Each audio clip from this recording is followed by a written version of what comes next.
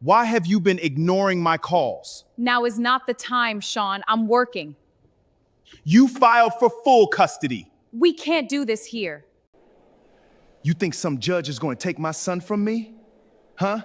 You think you can just ignore me? You think I don't see you ignoring my texts? His voice was low. That specific kind of low that men use when they want to sound calm, but they're not. Tayana kept her eyes on the table she was clearing. She had 3 plates balanced on her left arm and a 4th in her right hand, and she was not going to drop any of them because of him. Sean, she didn't look up. You can't be in here. I just want to talk. I'm working. He stepped closer. Close enough that she could smell the whiskey underneath the cologne he'd sprayed to cover it. Close enough that the couple at table 11 glanced over and then quickly looked away, the way people do when they sense something is wrong but don't want to get involved. You filed for full custody. His jaw was tight. Full custody, Tayana, after everything. After all the years Sir, I need you to lower your voice. Don't sir me. He laughed, but there was nothing funny about it. You've been walking around here like you're untouchable. Like you got somebody. Like you better than. And then his hand moved. Not a slap. Not a shove. His hand wrapped around her throat from the front, not squeezing hard enough to leave marks. He was too smart for that. But gripping. Pressing. The way someone holds a door shut to keep you from leaving. The plates clattered out of her hands. One shattered on the floor. The entire restaurant stopped. A woman at table 7 covered her mouth. A busboy backed into the wall.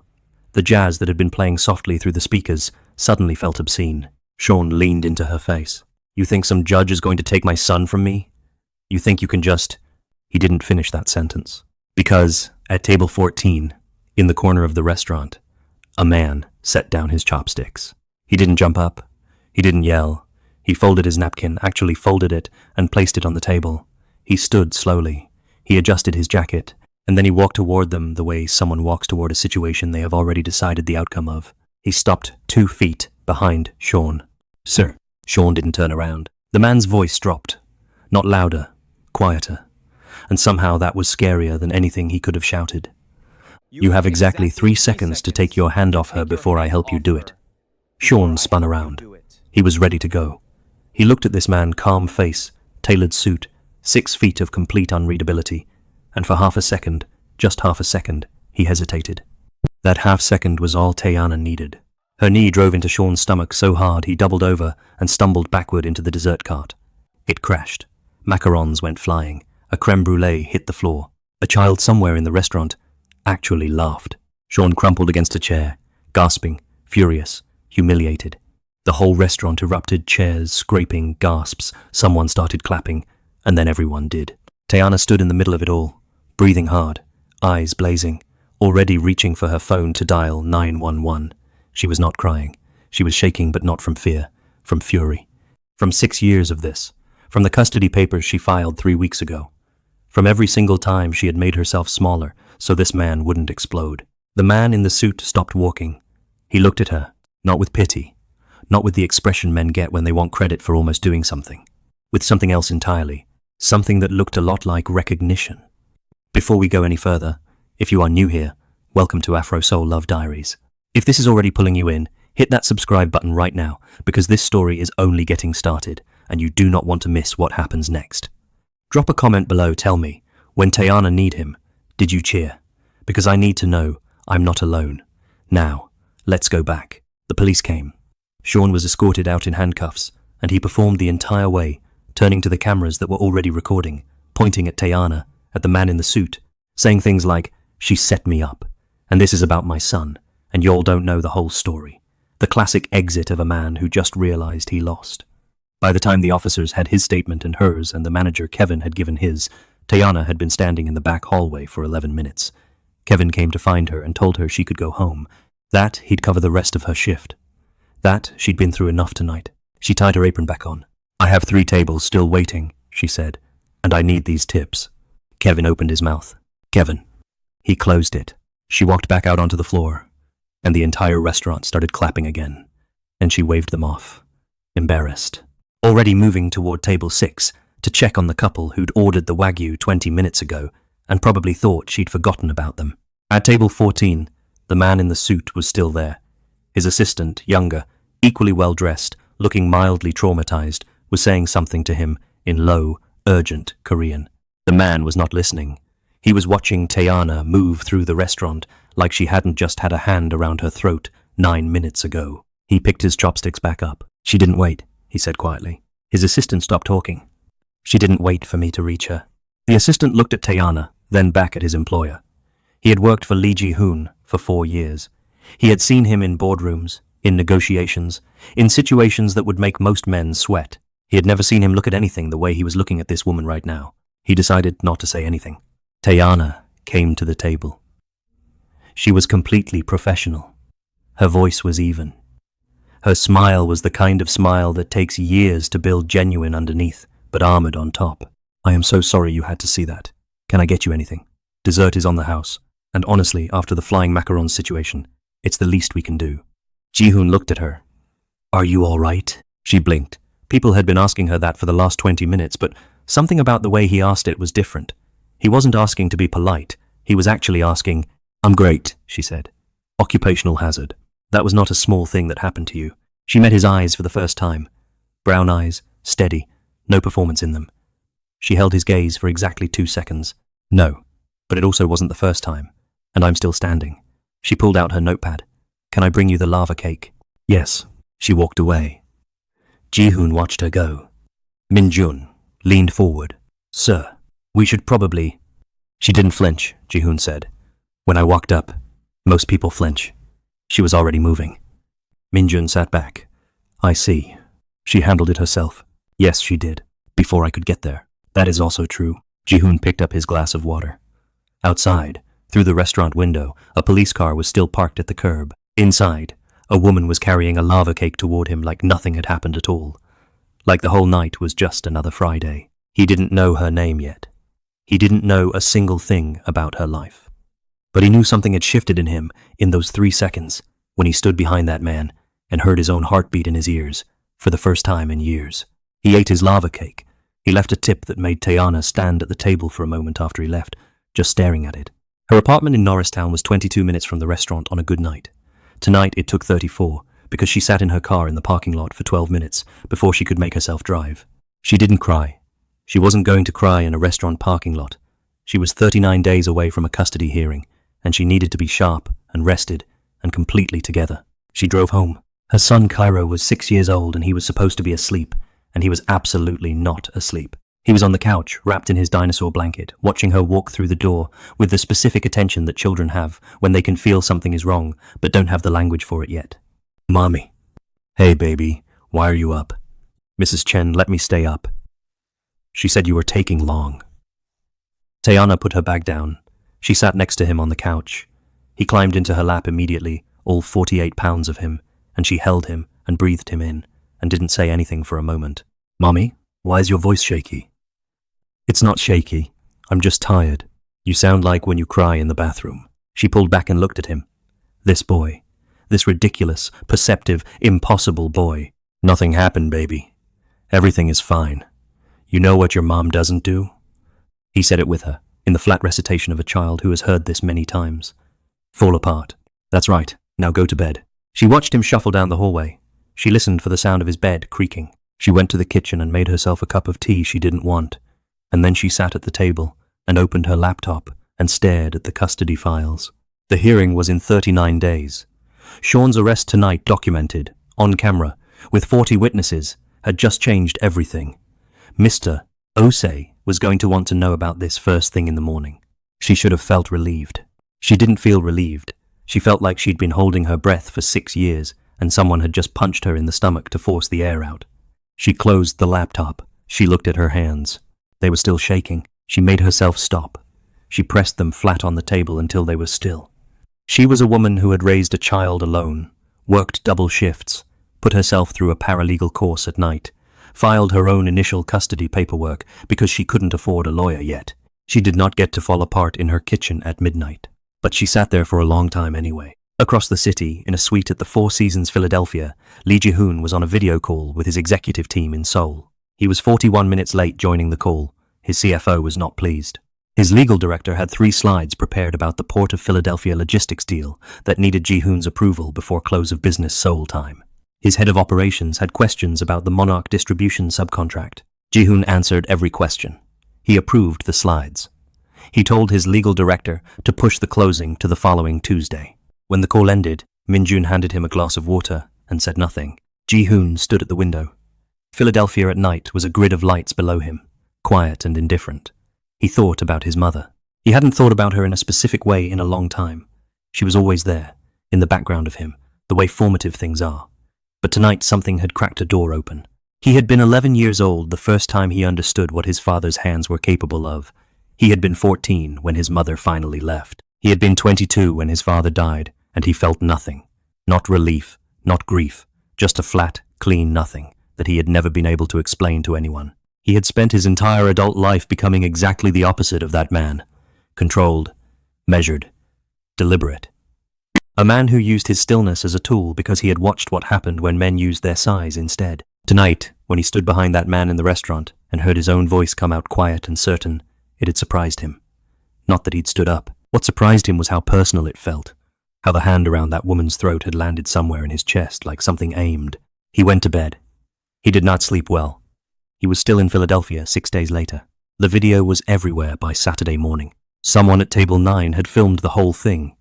The grab, Ji-hoon standing up, the quiet threat, Taeyana's knee, the crashing dessert cart, the macarons, and posted it at 11:47 p.m. with the caption, "She said not today," and by 9 a.m. it had 4 million views. Twitter was on fire. The comments were split into 3 camps. The first camp was praising Taeyana. The second camp was praising Ji-hoon. The third camp, and this was the one that made Taeyana's stomach tighten, was already constructing a different story. Who was this Korean businessman? Why was he there? Was this a setup? Was she involved with him? Was she using him? The hashtags were ugly in the way that the internet is always ugly toward women who have the audacity to survive publicly. Taeyana found out about the video at 7:14 a.m. when her co-worker Brianna sent it to her with 17 fire emojis. She watched it once. She put her phone face down on the kitchen table. She poured Cairo's cereal. "Mommy, you're famous," Cairo said, somehow already knowing. "Eat your cereal." Brianna texted Mrs. Chen, and Mrs. Chen told me. Taeyana looked at the ceiling. "I live in a building full of spies." Her lawyer called at 8 a.m. His name was Mr. Osei, and he had the calm, measured voice of a man who had seen everything. "The video helps us," he said. "Documented assault. Public witnesses. The judge will see this." That was the good news. The bad news came at 9:15, when Sean called from his sister's phone. She almost didn't answer. She answered. "You did this on purpose." "Sean, I was at work. You had people filming." "I didn't have anything. There were 40 people in that restaurant with phones." His voice shifted, went careful, calculated. "That man put his hand on your shoulder when the cops came. I saw it in the video. You let a stranger touch you. He was making sure I was okay. You don't even know him, and you're letting him." "Sean." Her voice was flat. "Don't call this number again." She hung up. She sat with the phone in her hand for a moment. The thing about Sean was that he had always been smart in a particular way. Not wise, not emotionally intelligent, but calculating. He could sense when something was shifting in his favor or against him, and he adjusted accordingly. The video had shifted something against him, and he knew it. That made him dangerous in a new way. Ji-hoon came back to the restaurant on a Wednesday. Taeyana saw him walk in, and something happened on her face that she immediately put away. She seated him herself, because Brianna was absolutely going to make it weird if she did it. She handed him the menu. "You're back. The steak was excellent. That's the only reason?" He looked at her with those steady eyes. "I wanted to make sure you were okay." She tilted her head. "You came back to a steakhouse to check on the server who got choked. You also kneecapped a man in front of 40 people." I prefer the term redirected his energy. He almost smiled. She noticed. She noticed the way his whole face changed for half a second when something amused him. Like he wasn't used to letting it show, and it surprised him every time. She was absolutely charmed by this. "Look," she said, "I appreciate what you tried to do that night. You didn't have to do that." "I know I didn't. And I don't need." "I'm not offering anything," he said. "Not rude, just clear. I just wanted to check on you. You can bring me my water, and I'll leave you alone." She brought him his water. She came back to refill it 3 times when it didn't need refilling. On his way out, he stopped at the host stand and left his business card with a note on the back.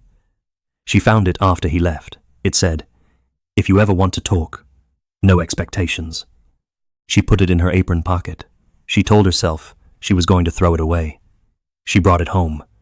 She put it on her kitchen counter. She looked at it for 3 days. Sean had always been good at war.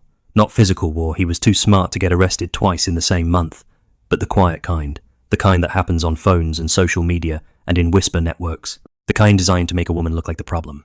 He started posting on TikTok. Short videos, his face half in shadow, his voice just measured enough to sound reasonable. He talked about being a father who'd been cut off from his son. He talked about powerful men and vulnerable women and money changing hands. He never said Tiana's name. He didn't have to. The video had already done that for him. His friends shared the posts.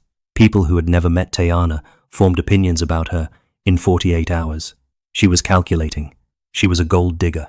The whole restaurant thing had been staged. Tiana watched it happen from a distance, the way you watch a storm roll in from a window. She had known he would do something like this. She had prepared for something like this. She had a folder on her laptop not labeled with his name, just called Docs, and she had been quietly adding to it for 8 months. Police reports, text messages, dated records of every custody exchange, screenshots. A note from Cairo's teacher about the time he came to school and said Daddy was angry last night. Financial records she'd pieced together that didn't add up to what Sean said he was earning. She had not shown the folder to anyone yet. She was waiting for the right moment. There was an afternoon at a Barnes & Noble in Wayne, Pennsylvania, 3 weeks after the restaurant incident. Tiana was in the fiction section on her one day off, because her one luxury in life was the ability to stand in a bookstore for 40 minutes and not answer a single text. She reached for a Toni Morrison novel on the shelf. Her hand stopped, because there was another hand already there. She looked up. Ji-hoon looked back at her. They both stood there for a full 5 seconds. "I was here first," she said. "I was reaching first. Those are different things." He bought her the book. She argued with him about it for 10 minutes in the checkout line, while the teenager at the register looked like he needed to be somewhere else. Ji-hoon was not moved by any of her arguments. He paid, handed her the bag, and said, "You can pay me back by telling me what you think of the ending. That assumes we're going to talk again. You've refilled my water 3 times in one sitting." She opened her mouth, closed it, took the book. On the train home, she opened it to the dedication page. He had written something there in small, precise handwriting. Not a declaration, not something that required a response. Just, "For someone who handles things herself, that takes more courage than most people know." She read it twice. She looked out the train window at Pennsylvania moving past in the dark. She was in trouble, and she knew it. There are things that happen slowly that feel like they happen fast. That was what this was. Tiana and Ji-hoon began talking the way 2 people do when they are both slightly guarded and both slightly tired of being guarded. He told her about his mother. Not everything, just the part that mattered. That he had grown up watching someone he loved disappear into herself to make a man feel bigger. That he could recognize that pattern the way some people recognize a smell instantly in his body before his brain caught up. "You don't need to fix me," she said. "I know," he said. "I'm not trying to." She told him about Cairo, about what it meant to raise a child alone, not the hardship version people expected her to perform, but the real version, the pride of it, the way Cairo said something funny every single day without trying, the way she'd built something real from nothing, and it was hers, and nobody could touch it. He listened like what she was saying was the most interesting thing he'd heard in months. She told him about the folder. Not everything, just that she had been careful. That she had been paying attention to Sean's patterns because she had always known, somewhere deep, that it was going to escalate. Ji-hoon was quiet for a moment. "You've been preparing," he said. "I've been surviving. There's a difference." "Is there?" She looked at him. "Surviving is what you do when you don't have a choice. Preparing is what you do when you decide you're going to come out the other side." He thought about that for a long time. The custody exchange on a Thursday afternoon should have been routine. Cairo's school, 3:30 p.m. 15 minutes of awkward adult civility while a 6-year-old pretended not to notice the tension. Sean didn't come. He sent his mother instead. Mrs. Beverly was a small woman with good shoes and tired eyes. She loved her son the way mothers love difficult children fiercely and without illusions. She was kind to Tiana in a way that was genuine, and also carried the specific weight of a woman who knew she was standing in for someone who should have shown up himself. Cairo hugged his grandmother. He looked at Tiana. He looked at Mrs. Beverly. He was 6 years old and already reading rooms. "Is everything okay?" he asked, to no one in particular and both of them at once. "Everything is perfect," Tayana said. She drove home with Cairo in the back seat, talking about a dinosaur documentary, and the way she nodded and asked the right questions and kept her voice steady, that was the thing nobody ever saw. The performance of normalcy for a child who deserved it. The deliberate act of making sure her son's world felt solid, even when the ground under her feet was not. That night she added 3 new items to the folder. The Port of Philadelphia deal closed on a Tuesday. Ji-hoon had been in Philadelphia for 3 weeks at that point, and Min-jun was optimistic they would finally be flying home by Thursday. Then Ji-hoon's CFO in Seoul flagged something. It came in as a routine compliance review, the kind of thing that happened with every major logistics deal, a cross-check of subcontracted partners. Ji-hoon's company, Kiro Logistics, had been using a U.S. distribution firm called Monarch Distribution for East Coast freight routing for 8 months. Clean paperwork, competitive rates. Everything looked fine, until it didn't. Ji-hoon's legal team spent 48 hours pulling threads. What they found underneath the clean paperwork was a labyrinth 3 shell companies, 2 holding entities, a paper trail that had been designed specifically to look boring. Monarch Distribution was a front. The money moving through their freight routes was not money from freight. It was connected to an organization called the Olney Avenue Crew, one of the most violent criminal networks operating between North Philadelphia and Delaware County. They had been using Kiro's shipping routes as a laundering channel for 8 months. Ji-hoon had not known. But not knowing was not the same as being clean. If this surfaced publicly before his legal team could act, the port deal collapsed. Kiro faced federal exposure. His entire American expansion, 3 years of work, went up. He told Min-jun to begin the shutdown of the Monarch contract immediately and quietly. Then he went to Ardmore Steakhouse because he needed to tell Tayana he was leaving. He did not fully understand why telling her felt important. He told himself it was because she deserved to know that the man she'd been talking to for 3 weeks was about to disappear. That was the honest thing to do. He sat down at table 14. Tayana came to the table. She looked at his face. "Something happened," she said. "I need to tell you something." She sat across from him against protocol, not something servers did, but Kevin had stopped trying to manage the situation weeks ago. He told her about Monarch, about the shell companies, about the Olney crew. She was very still while he talked. The specific stillness of someone who is processing something faster than they're letting on. When he finished, she was quiet for a moment. Then she said, "I know Monarch Distribution." He looked at her. "Sean works for them." The silence between them was the kind that changes the shape of a room. "He's a bookkeeper," she said. "Mid-level. I noticed things over the years, cash that didn't match his salary. Men at the door whose faces I memorized. I never had proof. But I have." "A folder," Ji-hoon said. She looked at him. "You said you'd been paying attention to his patterns." He was very still. "You have documentation. 8 months of it." They sat with that for a moment. 2 people who had been circling the same fire from different directions and had just realized they were standing back to back. "You were building a case against Sean," Ji-hoon said.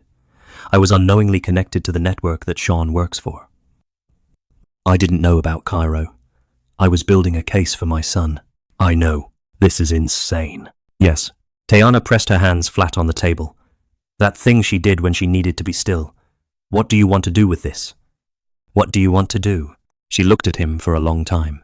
This man who kept saying, "I know," and "What do you want?" and "What do you need?" instead of telling her.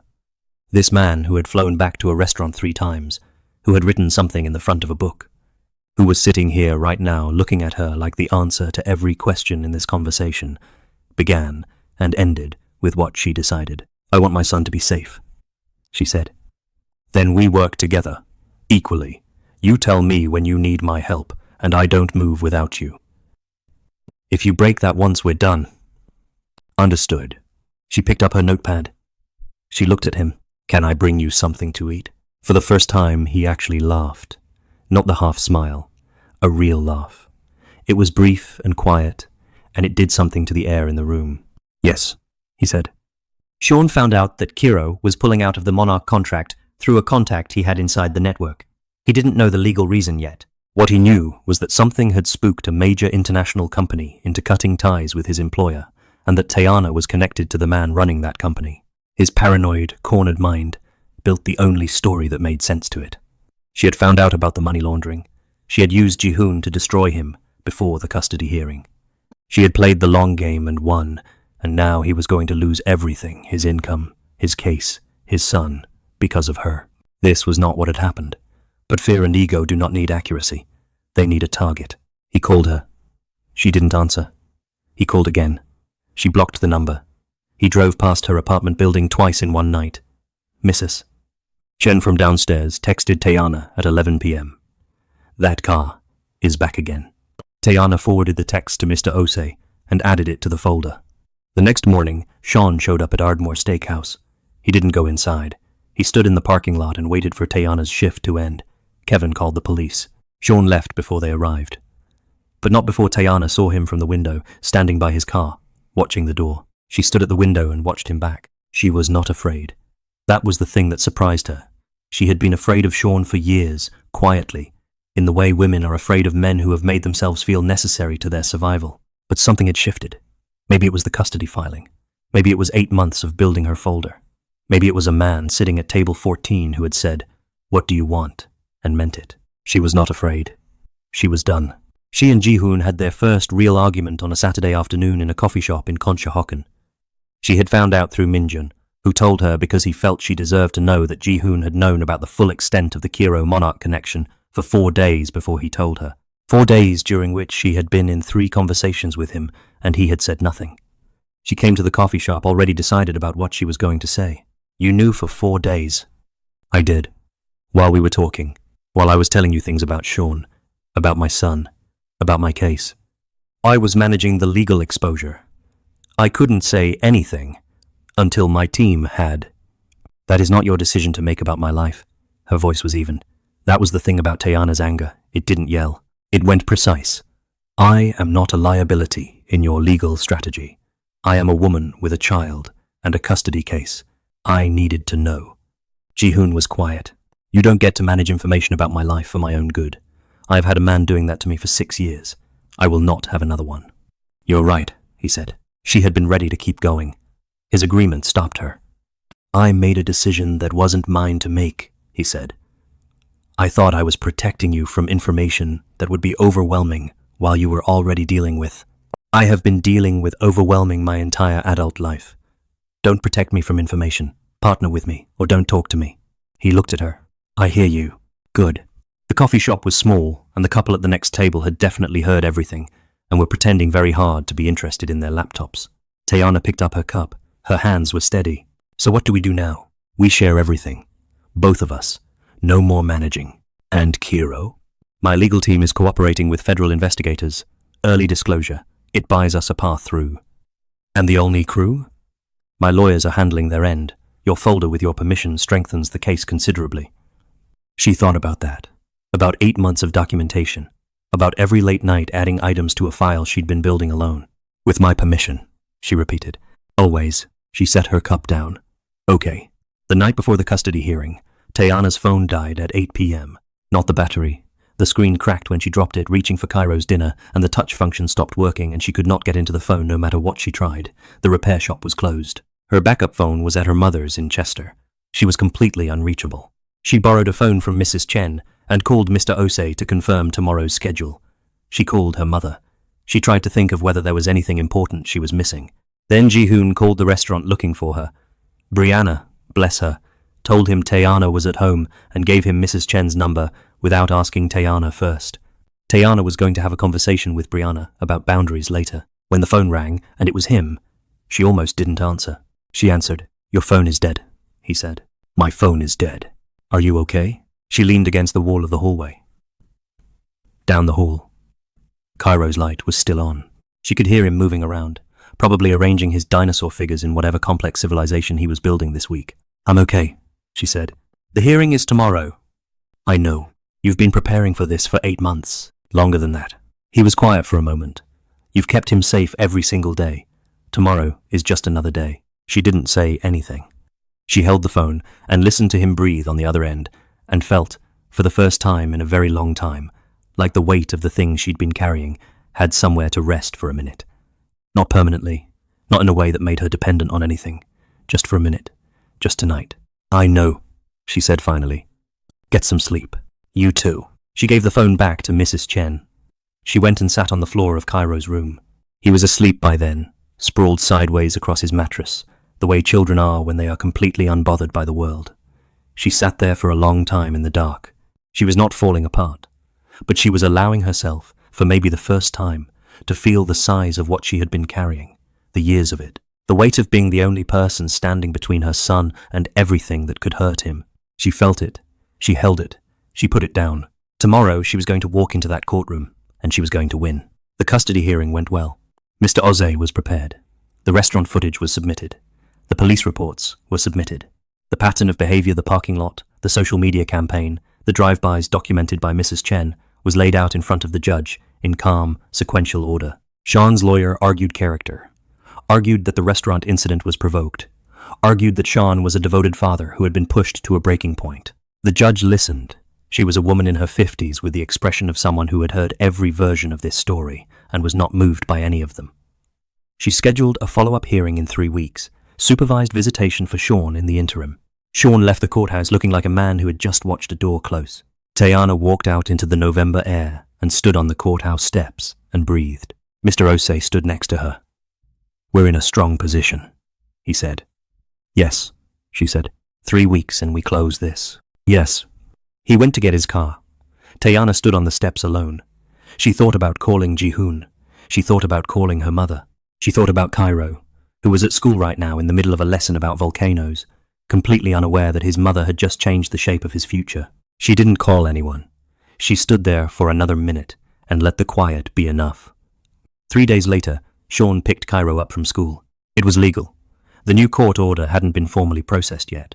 There was a 72-hour window in the paperwork, a technicality that Sean's lawyer had clearly identified, and Sean had clearly been waiting for. He arrived at school at 2:45 p.m., 15 minutes before the scheduled pickup, using his existing parental access. The school didn't have the updated order yet. Tayana got the call from the school at 3:32 p.m. She was in the restaurant parking lot on her break. She heard the words, "Your son was picked up early," and the world went very quiet around her. She did not scream. She did not cry. She opened her phone, and she opened her folder, and she started making calls. She called Mr. Osei. She gave him the plate number, the time, the school's confirmation. He was filing an emergency motion within 7 minutes. She called Ji-hoon. "I know where he went. I'm going. I'm coming with you." "Ji-hoon, I'm not going to stop you. I'm coming with you." Okay. She knew where Sean was because she had been paying attention for 8 months. She knew his friend Darius had a house in Chester, a blue row house on Edgemont Avenue, 3 blocks from the elementary school Darius's kids went to. She knew because she had driven past it once, 6 months ago, when she'd followed Sean on a day she told herself she was just driving. She had taken a photo of the address. She had added it to the folder under a document titled Locations. They pulled up outside the house 24 minutes after she got the call. Ji-hoon looked at her. "What do you need from me?" "Stay here unless it gets bad." "Define bad." "You'll know." She walked up to that door and she knocked. Darius opened it. He was a large man with the specific discomfort of someone who knows he's in the middle of something and wishes he weren't. Tayana stepped past him. "I know my son is here, Darius, and I know you don't want the kind of problem I will create for you if you don't step out of my way right now." Darius stepped aside. She walked through the house. She heard the television before she turned the corner. She turned the corner. Cairo was on the couch. He was fine. He had a bag of chips, and he was watching cartoons, and he looked up when she walked in with the completely unbothered expression of a child who had not been told there was anything wrong. "Mummy." She crossed the room in 4 steps. She held him. She held him for a full 10 seconds, not because she needed to perform being okay, but because she needed him against her chest to confirm with her body what her brain already knew, which was that he was safe, he was fine, he was here. Then she stood up and turned around. Sean was in the doorway. He looked like a man who had run out of moves. Not defeated exactly, just empty, the way a storm looks when it's finally spent itself. "This is the last thing you will ever do like this," Tayana said. Her voice was completely level. "What I have documented over the last 8 months, combined with what you just did today, means you will not have unsupervised time with our son for years. That is not a threat. That is the outcome of the choices you have been making since before I even filed. I am telling you this so that you understand it, so that you don't spend the next month wondering what happened." Sean looked at her. This woman he had held over a restaurant table. This woman he had tried to diminish on the internet. This woman who had, apparently, been quietly building the architecture of his consequences while he was busy thinking she was falling apart. "You planned this," he said. His voice was small. "I protected my son." She picked up Cairo's bag. "Come on, baby." Ji-hoon was still at the door. He hadn't come inside. He was standing at the entrance, hands in his pockets, watching. He did not say a word. He did not need to. When Tiana walked out with Cairo's hand in hers, Ji-hoon stepped aside to let her pass, and the three of them walked to the car, and Cairo asked if they could get burgers, and Tiana said yes, and Ji-hoon said he knew a place, and Cairo said he wanted the one with the sauce, and everything was absolutely ordinary and completely extraordinary at the same time. Sean was charged that evening violation of the court order, combined with the outstanding assault charge from the restaurant. Mr. Osei filed the full documentation the next morning. The judge at the follow-up hearing 3 weeks later did not need to deliberate long. Ji-hoon's legal team had cooperated with federal investigators on the Monarch case. Early disclosure, full transparency, documented ignorance. Kiro's path through was narrow, but it was there. The Port of Philadelphia deal survived. 3 years of work, intact. But the deal was not what Ji-hoon was thinking about on the night before he flew back to Seoul. Valley Forge Park in November is quiet in the way that large outdoor spaces are quiet, not silent, just spacious. The kind of place where sounds don't pile up on each other. Tiana had suggested it because Cairo loved the open field, and he was out there right now, running in circles, chasing something only he could see. She and Ji-hoon sat on a bench. "You're not going to ask me to stay," he said. "No. You have a company, a life. I have those things in Seoul." He looked at the field. "I'm not sure that's the same thing as a life." "Don't do that." "Do what?" "Make me responsible for what comes next for you. I am not your reason. I cannot be that for anyone." "I know." And this time, the third time he had said those two words to her, they meant something completely different from the first two. They meant, "I'm not asking you to be. I'm choosing this myself. What I'm saying," he continued, "is that I want to come back. Not to be here for you. To be here with you, if that's something you want." Cairo screamed with delight about something across the field. Tiana watched him, her son, her whole life, running around in the grass without a care in the world, because she had made it that way. "I don't do complicated well," she said. "You do complicated better than anyone I've ever met." She laughed. She actually laughed, and the laugh was real and unguarded, and it changed her whole face. "You can't just say things like that." "Why not?" "Because then I have to figure out what to do with them." He was quiet. The park moved around them, wind, distant voices, Cairo's sneakers on the grass. "Take your time," Ji-hoon said. She looked at him then, really looked at him, in the way she hadn't let herself do in weeks, because looking at him that way required admitting something she hadn't been ready to admit. She was ready now. She didn't say anything, but she didn't look away either. He boarded his flight to Seoul the next morning. He and Tiana had not made promises. They had agreed on nothing except that the door was open. Tiana picked Cairo up from Mrs. Chen's that evening, took him home, made grilled cheese. He told her about the volcano lesson from school, about the lava, about how it was actually rock that was just so hot it became liquid. And wasn't that amazing? "Mommy, isn't that the most amazing thing?" She listened like it was the most important information anyone had ever given her. After he was asleep, she sat at the kitchen table. Her phone was fixed now, new screen, same number. She had 47 notifications she hadn't opened. One message from Ji-hoon, sent from the airport. "I finished the Morrison book. The ending is better than I expected." She read it twice. She put the phone on the table. She looked at the kitchen window, at the dark outside it, at the small reflection of herself in the glass, a woman at a table in a quiet apartment in Norristown, Pennsylvania, who had spent 6 years building something from nothing and had come out the other side with a son who knew about lava and a folder that had won. She picked up the phone. She typed, "The best things usually are." She sent it. She turned off the kitchen light. And that right there is where we leave Tiana Harris. If this story hit you the way I think it did, drop a comment below. Tell me what scene got you. Tell me who you were rooting for. Tell me if you've ever been a Tiana, someone who builds the whole thing alone and refuses to let anyone see the cost. Subscribe to Afro Soul Love Diaries because this is just the beginning. We have more stories, more women like Tiana, more men who learn that love is not ownership. Like the video. Share it with someone who needs to see a woman win. And we'll see you in the next one.